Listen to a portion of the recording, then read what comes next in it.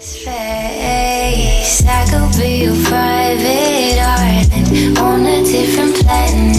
Anything could happen. Listen to the waves, let them wash away your pain. What's going on, family? Welcome to another episode of the Tariq Elite Radio Show. I am your gracious host. My name is Mr. Tariq Elite. Glad to have everybody tuning back into today's show. Getting ready to chop up some good game like we always do. Today should be a quick show. I always say that, but I know it's going to be a quick show because I got a lot of stuff to do today. I got to go over to London. I'm leaving today for London. So it's going to be a quick show. I just wanted to chop it up with the family before I bounced. And we're going to take some calls. The phone number is 818-850-5404. So we're going to take a real quick commercial break, ladies and gentlemen, and we're going to come back with some calls from the listeners, so don't go nowhere right here on Tariq Elite Radio. Yo, check out my man Kevin Gentry and his website, BecomeRichFamousFast.com. Kevin has a one-on-one private school coaching website, and he will teach you everything you need to know about the game. And you can call him directly at 404-207-5640. Call Kevin up and he will teach you everything you need to know about being a true player and having real tight game. So check out BecomeRichFamousFast.com.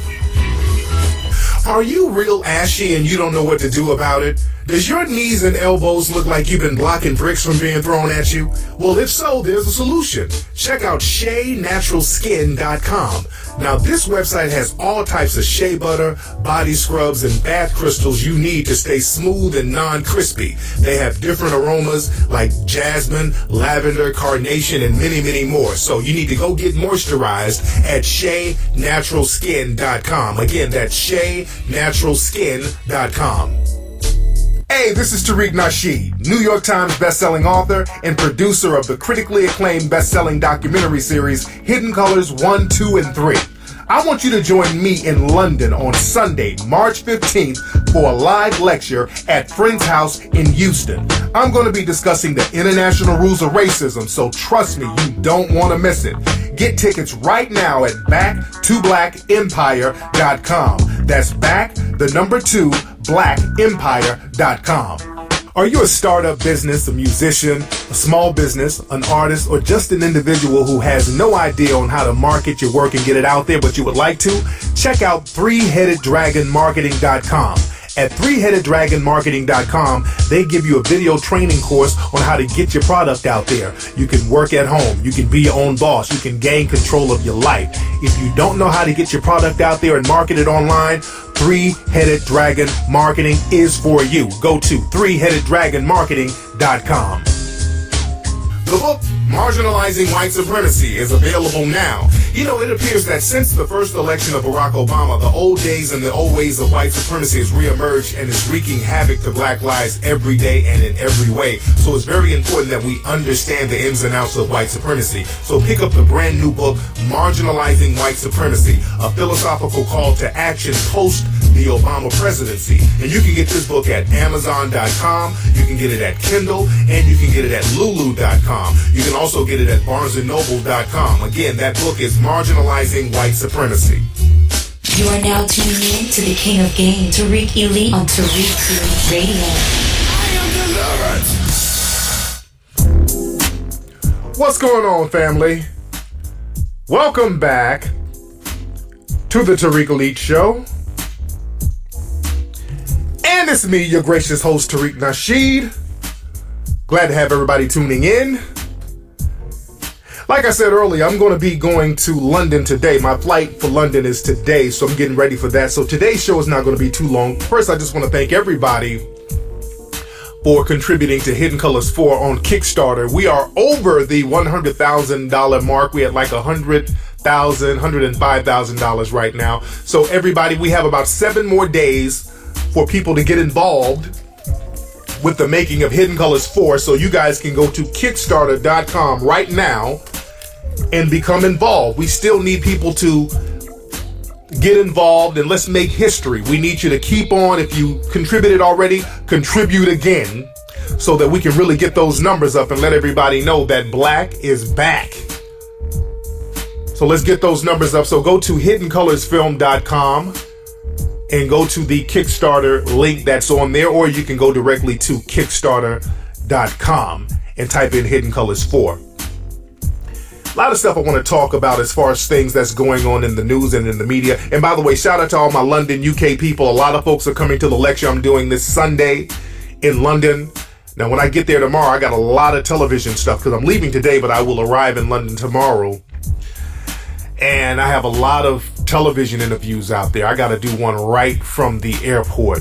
So I don't even get a chance to get to my hotel room. So I got a lot of stuff I'm doing out there. So we're going to hit the ground running out there in London. And I'm going to talk a little bit more about that later. The phone number is 818-850-5404. Ladies and gentlemen, let's see who we got on the phone. What's up? Who's calling?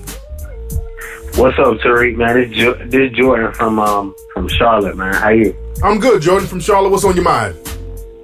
Not much, man. My girl, she asked me what submissive means to a so-called player, man. I just want to give her a real good, thorough answer, What should I tell her? Submissive just means cooperation. That's all that means, man. You're just being cooperative. As a woman, she's being cooperative to you. See, the thing is, a lot of people will take the word submissive and then flip it into some old negative nonsense that's going on in their subconscious mind. They take the and word I think that's the thing, man. I told her she like women these days, they have a problem with it being in their vows. You know what I'm saying? That Right. a woman is supposed to submit to a man. And she had a problem with that, and I was like, "It's not like that. It's the 21st century. You know what I'm saying? It's not like in the 70s when do this. You know what I'm saying? Like that." And that word really people have a problem with that word in the black community, really. Because in the dominant society and even in other cultures, in Asian culture, the women have no problem being submissive to the male. They even say that they're submissive. And in right. Latino culture, the women have no problem saying that they're submissive. You ask a Latino female, like, I'm submissive to my dude. So right. in and our that's straight up tell you. Yeah, in our culture, it's a problem because we got to look at the main culprit, which is systematic white supremacy. And in our culture, we're being attacked constantly. So the males are not allowed through societal policies to function as the main breadwinner, to function as the main head of household, because your life can be taken if you're classified as black in a white supremacist culture. So you're constantly in danger, and other people can constantly dictate how you get down. And that's because we don't have any kind of economic power. This is why I always preach economic empowerment, because we can change that by empowering ourselves economically. But where we stand now, we have to depend on the dominant society for sustenance and survival, and our women see that. So a lot of women don't want to submit to a dude who has to submit to somebody else. You got shows like Scandal and stuff, man, that they see that and they thinking like, oh, I gotta submit to a white man or something like that, Exactly. That's a great example. Like the Olivia Pope character. She's this, go-getting. She's very thorough in everything she does. She's out here just really handling problems and handling business, and she's fly. She looks good, and she has money and has a great career. But the minute she gets in a room with a white man, she's submissive and she's like dainty and girly and, don't know what to do with herself. So right. we have to always look at the main culprit, which is systematic white supremacy. And in order to combat that, we need economic empowerment. And when you get economic empowerment, you won't have that conversation about submission, because women will naturally cooperate. And understand, submission just means cooperate. That doesn't mean bow down. That doesn't mean to be under somebody, be subjugated to somebody. It just means cooperate. You feel me? All right, thanks, man. Appreciate respect, it, man. Yes, indeed. Let's see who else we got on the phone, family. What's going on? Who's calling? Hi, not through. Hello? I have one. Hello? Yes, what's your name? Lisa. Lisa, where are you calling from? New York. New York. Look, how old are you, Lisa? You sound very young. 20. 20, okay. Lisa, what nationality or race are you? Like black and white. You're black and white. Okay. All right, so what's on your mind? Yesterday or on your last news thing, you said that when you bump into a white supremacist, you should just let it roll off you. But I've had personal experiences with people who bullied me, and the only way I can get anything, get any redemption out of it is if I yell back at them. Now, they bullied you where? Like in school or in your job? How? School. And At school? be in front of the teachers, and they would see it, and they wouldn't do anything to stop it. So, at school, some white supremacists, they've done things to you or said things to you, and what exactly happened? No, they weren't white supremacists. They were just, like, kids who were bothering me, and, like, it would be right in front of the teacher, like, they would see and hear everything, and they wouldn't do anything to stop the situation. So I'm just wondering if it would be exactly like that with a white supremacist. So you saying they weren't white supremacists, so what were they saying? No, they would just bother me. Ma'am, you got to be very clear what you're asking me. I'm just trying to get an idea of what the situation is. You got to be very, very clear. This is why I asked a lot of questions. So how were they bothering you? Okay, this one guy would like make fun of my appearance. Like, what would he say? Make fun of the size of my lips or my weight, and another girl would just say, like she would, like when I said like not to touch me, like she would touch me, and I said don't touch me. Right. She would be like, don't get an attitude with me. She would like get in my face, and another person like try to push me into a locker, and yeah, the teachers just wouldn't do anything about it. Okay, so you think that these are white students that are doing this to you? Two were black and one was white. One white guy like threw stuff at me, and the school didn't do anything about it. Okay, well, sounds like that school has a problem with kids just being bullies. There's a lot of bullying that goes on at that school, and that should definitely be investigated. You should have your parents investigate that, and you should document it, because that's just bullying, and they have a bunch of anti-bullying campaigns and policies that they're trying to put in place now. And if people are pushing you in lockers and it's affecting the way you learn, that's something that you and your family should bring to the Board of Education. The teachers should be written up if they're not regulating that. You feel me? Yeah, I wish I knew that back then. This was a few years ago, but my mom would call the school, and like it was a private school, so we didn't have a lot of money, so maybe that had something to do with it. Right, but still, just because it's a private school, that doesn't give them the right to just allow any type of bullying and abuse of students. You understand? So they're anti-bullying policies that you and your family could have utilized. But you're out of school now, so you're talking about a situation that happened back in the day. What's going on with you now? No, I'm not in school now, but I'm trying to get a job now. And, okay. Do you have any tips on how I can impress someone during an interview since I'm not white? How can you impress somebody and do an interview? Now, your mom is white, right? No, my mom's black. My dad's like white and Hispanic or something. He's white and Hispanic or something? You don't know what your dad is? I don't know exactly what he means. He's white and Spanish. I don't know what other stuff he means. Spanish like what? From Spain or Puerto Rico? What do you mean Spanish? Like Spain. Yeah. Okay. He could pass for white. He could pass for white? Yeah. Okay. Now, was your dad in your life? Up until I was maybe 5. Maybe 5. Yeah, he didn't like my mom. Like, my mom wouldn't get along with him and just left. He didn't like your mom, so your mom didn't so he didn't like your mom, so he just left. So basically, I don't want to say that your mom was a bed wench. Does your mom normally date white guys? Yeah, she is. Your mom is a bed wench? Yeah, she puts white people inside of school. Whenever I told her that someone white probably did something bad to her or to me, she would be like, oh no, they're not really white, they're like Jewish or something. So I used to be just like her. Oh, so she would make excuses for the white supremacists doing little stuff. Yeah, she would be like, oh, they're not really white, they're like Jewish or Spanish or something, whatever. Wow. So, do you have any other siblings? Oh, no. So does your mom normally date white guys? She used to. She hasn't for years now, but I'm trying to wake her up because I've woken up for the past couple of years, and I even told her that one company that we usually shop at sponsors Fox News, and I told her that to not shop there anymore. And she said, "Oh, it's okay if they're racist. They're only doing it for money." So she said it's okay if they're racist. Yeah. Wow. Because it's only for money. Wow. Poor kid. I hate to see that. I hate to see that.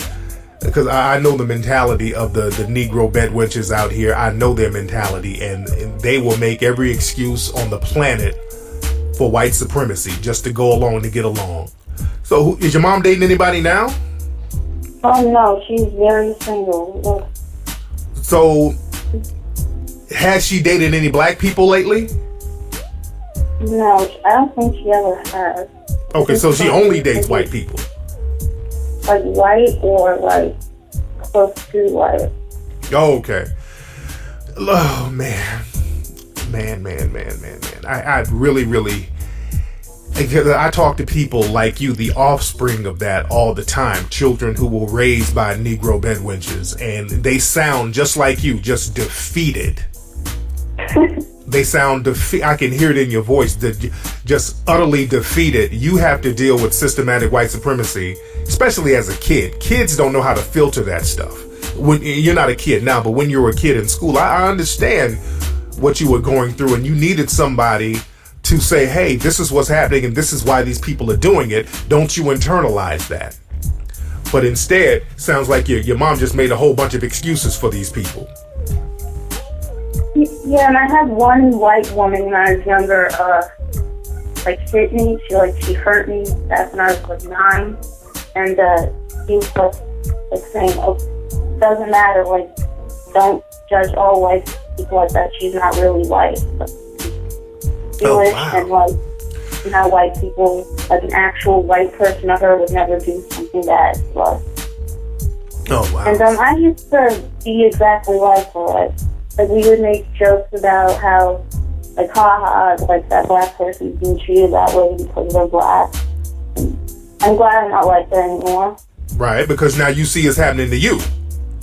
Yeah, I moved into a white neighborhood a couple years ago. And that's when I got a wake-up call, and that's how I found you. What happened in the white neighborhood? Whenever I would say I'm living in the area for a while, it's just me stairs. One person drove their car past me and yelled the N-word. Yeah, it wasn't so funny when it was hurled at you, was it? That N-word wasn't so funny when it was directed at you. No. Exactly. That because your mom probably grew up telling you that you were biracial and all this old stuff, that you weren't really black, right? Yeah, she would say "Oh, your hair, you have good hair, you have nice baby hair." She would "Oh, you're not as dark as her." Oh, they're just jealous because you go to a private school and they're going to ghetto schools. Yeah. Wow. Now, was your mom light skinned, dark skinned? What was your mom? She's darker than me. She's dark skinned. Wow. Who? Dark? How? How would you what celebrity could you compare her to? A little darker than Queen Latifah. Oh, okay. Well, Queen Latifah ain't that dark, but okay, I get it. Okay. No, she's darker than that. Okay. But she's not black. Okay. And I did a show about this, I did a show a few weeks ago. You probably heard about how biracial children are programmed to identify more with the dominant white society. And I did a whole show about that. I hope you go back and listen to that. And again, I hate that you're in a situation where you have a Negro bedwench as a mom. That's very unfortunate. But you have to understand that we are living in a system of white supremacy, and you as a non-white person, because that biracial stuff don't cut it. You are a non-white person and you are subject to the system of white supremacy. So you need to partner with other people who are about empowerment, so you can protect yourself from that. You feel me?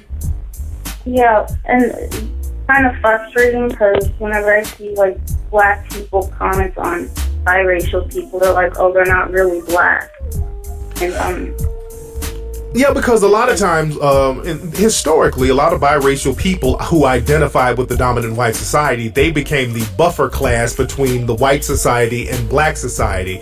And a lot of times, especially during antebellum slavery, the biracial people were the biggest snitches. They were the ones who would always inform on the slave rebellion. So the biracial offspring were always used to assist with subjugating the black community, and ultimately the biracial people would be thrown in the same boat after they assisted with subjugating the black community. So there's this whole fine line with dealing with people who are biracial. Again, now if you're a biracial person and you identify with the situation you're in, which means that you are a black person in the system of white supremacy, we can roll.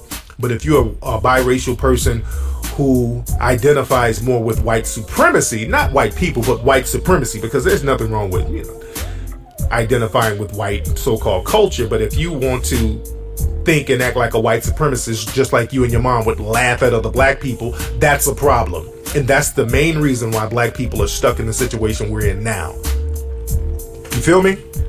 Mm-hmm. And all right, my mom's very unsuccessful, yet she still thinks she's better than black people. I don't get it. Oh yeah, your mom is broken just because she lays up with white men. She thinks she's better. Oh yeah, that's typical Negro bedwench behavior. I'm not shocked. I'm gonna have you call into my Ustream show on Sunday. All right, I got to get some of these other calls. But thank you for the call, sister. Bye. Wow, so you heard it. That was very interesting. The child of a Negro bedwench.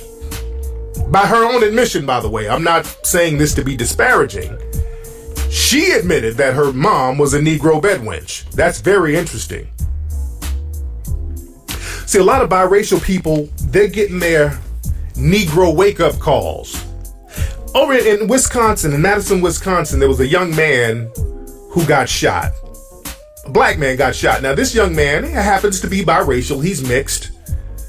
And a lot of his family members, they don't, from what I hear, because I'm hearing a lot of different reports, from what I understand, because I think he was raised in a white family, and I know his siblings are, and some of his family members are white. I'm not sure I don't know if it's his mother, I'm not sure, but he's a biracial dude, the young man who was shot, Tony something, I forgot his last name. My mind is going a million miles a minute right now. But a lot of people were protesting in Madison, Wisconsin about this black man getting shot. Protesting not just in Wisconsin, but really all over the country. They were protesting his death.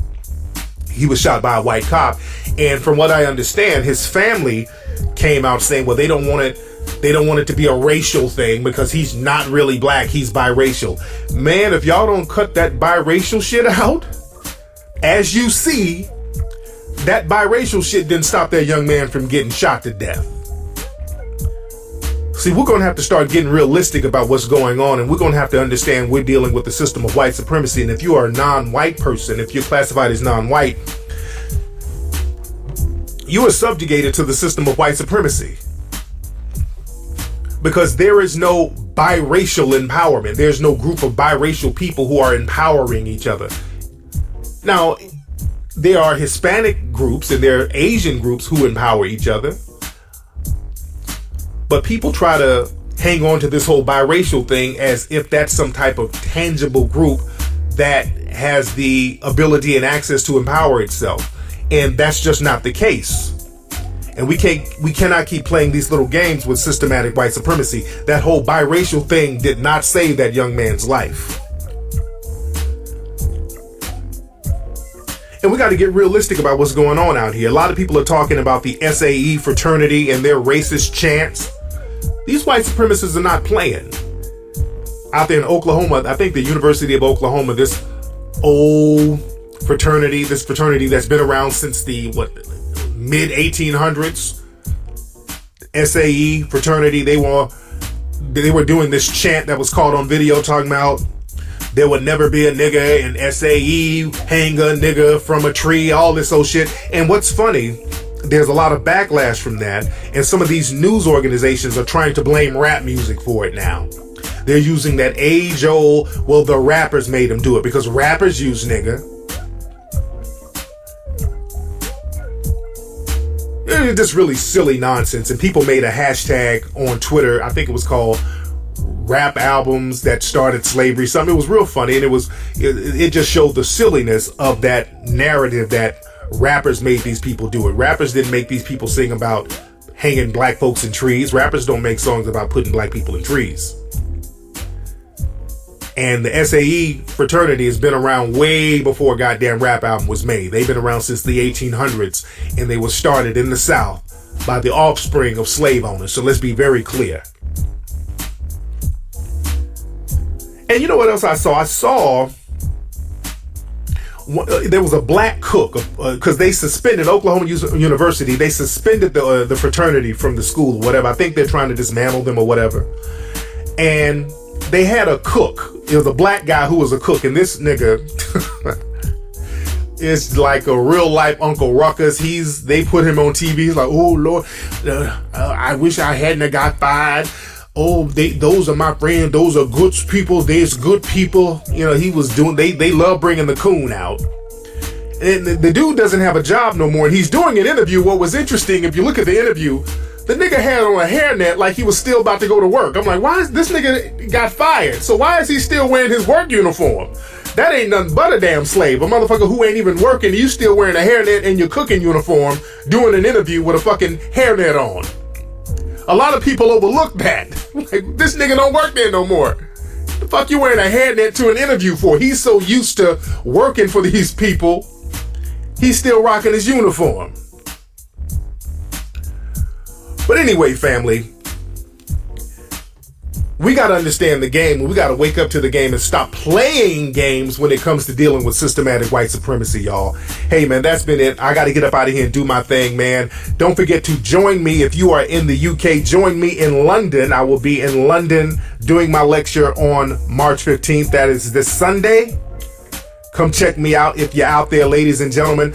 Don't forget to go to hiddencolorsfilm.com, ladies and gentlemen, and get Hidden Colors 1, 2, and 3, and also contribute. You got less than a week left. I think you have a week exactly to contribute to Hidden Colors 4 on Kickstarter, ladies and gentlemen. So do that.